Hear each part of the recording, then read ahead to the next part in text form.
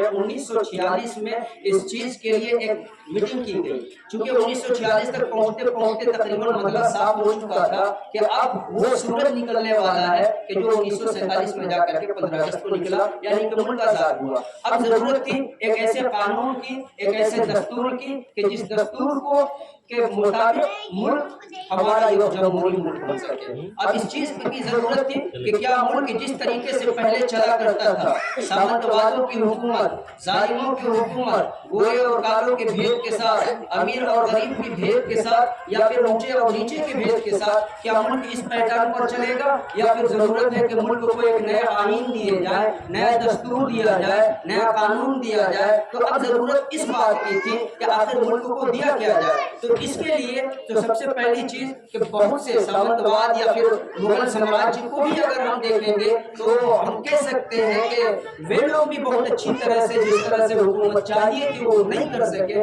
تو ملک کی خوشحالی کے لیے، ملک کے امن و سلامتی کے لیے، ایکویولنس کے لیے ضرورت تھی کہ ایک نئے قانون کو نافذ کیا جائے. تو اس لیے ایک ٹیم بنائی گئی،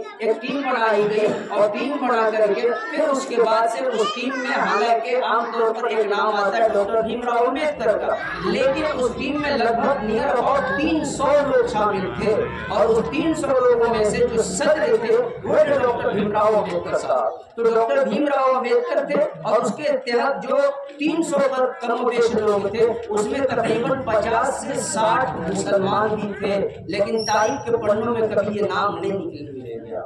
ابھی جیسا کہ آپ کے سامنے جو نعرے بھی لگائے گئے اس میں مولانا حضرت موہانی صاحب کا نام آیا، مولانا حفظ الرحمان سوہاگی صاحب کا نام آیا، مولانا سعید مسعودی کا نام آیا، اور بھی کئی ایسے ہیں. تو یہ تو خیر مولانا کی بھی ایک بڑی فہرست ہے. اور اس طرح سے 50 سے زائد لوگ تھے جو مسلمان تھے، جنہوں نے ملک کے آئین، ملک کے دستور کو بنانے میں اپنی بڑی بھومکا نبھائی اور بڑی محنت کی. بہرکیف 19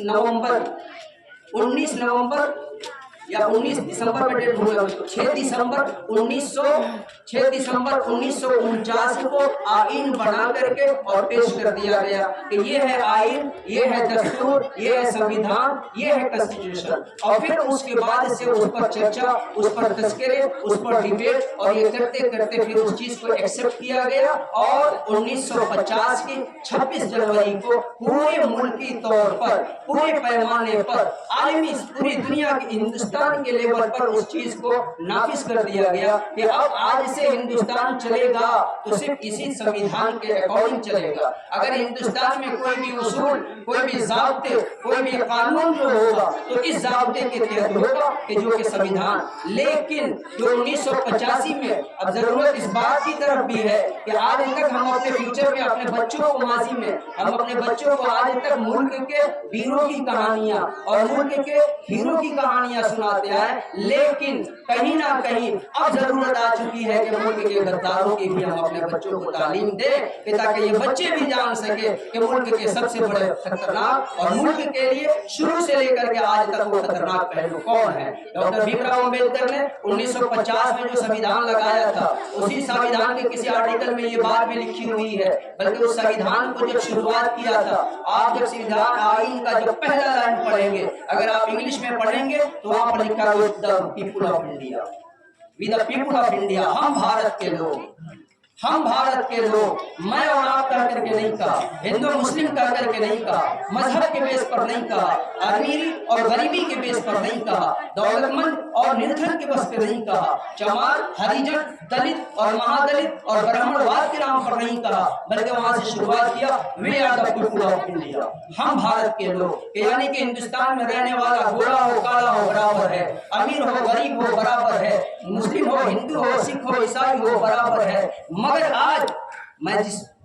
بہت مختصر ہے، میں بہت مختصر اپنی بات کر رہا، مگر آج جو ضرورت آن چکی ہے کہ اسی کنسٹیٹیوشن میں، اسی آئین میں یہ بات لکھی ہوئی ہے کہ ملک کا کوئی بھی ڈیسیزن، کوئی بھی فیصلہ کسی کے آستھا کے بنا پر، کسی کے ذاتی کے بنا پر، کسی کے دھرم کے بنا پر، کسی کی شہرت کے بنا پر، کسی کی دولت کی بنا پر نہیں کیا جائے گا. فیصلہ جو بھی ہوگا وہ کنسٹیٹیوشن کے اکارڈنگ کیا جائے گا. مگر یہی ملک جمہوریہ ہے. افسوس کہ آج ہم 26 جنوری منا رہے रहे हैं, लेकिन आज से आप 4 दिन पहले की तारीख को याद करें और उसके डिसीजन को याद करें कि जब ये डिसीजन दिया गया कि मस्जिद भी तुम्हारी थी, वहां मंदिर भी नहीं थी, वहां पर मंदिर भी नहीं, वहां पर मूर्ति भी नहीं, सारी चीजें तुम आपके खिलाफ है, आपके हक में है, लेकिन बावजूद उसके आस्था के बिना पर राम मंदिर बनाने का फैसला दिया गया। यह कत्ल है आईन का, यह कत्ल है जमहूरियत का, यह कत्ल है कॉन्स्टिट्यूशन का, यह कत्ल है अंबेडकर के कुर्बानियों का, यह कत्ल है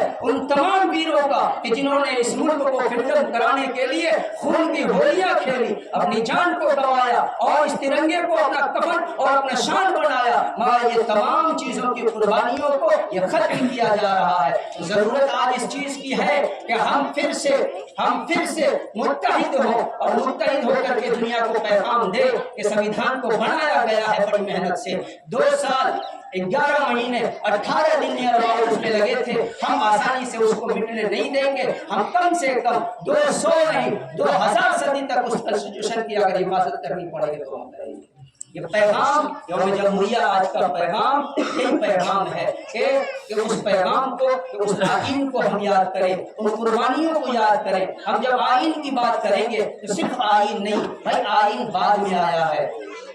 आईन बाद में आया है, कॉन्स्टिट्यूशन बाद में आया है, आजादी पहले आई है। अगर आजादी नहीं मिली रहती तो फिर इस दस्तूर का, इस आईन, ये तो कोई तसव्वुर भी नहीं कर सकता था। तो अगर हमें आईन को याद करना होगा, आजादी को भी याद करना होगा। जब हम आजादी को याद करेंगे तो कुर्बानियों को भी याद करेंगे। जब कुर्बानियों को याद करेंगे तो लाहौर से लेकर के मुरादाबाद के रेलवे के किनारे के उन सड़कों को भी याद करेंगे और बहुत से ऐसे जाबाज जो हमारे मुल्क की तहफ़्फ़ुज़ के लिए, हिफाजत के लिए जान दिए हैं, उन सबको याद करना होगा। बड़ी आसानी से ये ना आज़ादी मिली है और ना बड़ी आसानी से हमारा मुल्क आज़ाद हुआ है और ना ये जमहूरी मुल्क बना है। इसलिए हम सब की ये जिम्मेदारी है, ये हमारी जिम्मेदारी है कि हम इस मुल्क की आईन के लिए, मुल्क के तहफ़्फ़ुज़ के लिए, मुल्क की सालमियत के लिए हम मुत्तहिद होकर के एक प्लेटफार्म पर, और आज भी उस संविधान के पहले स्रोत को हम दोहराते रहे, we are the people of India, हम भारत के लोग, हम हिंदुस्तान की आवाम। बस इन्हीं बातों के साथ मैं आपसे विदा होता हूँ। जय हिंद, जय भारत।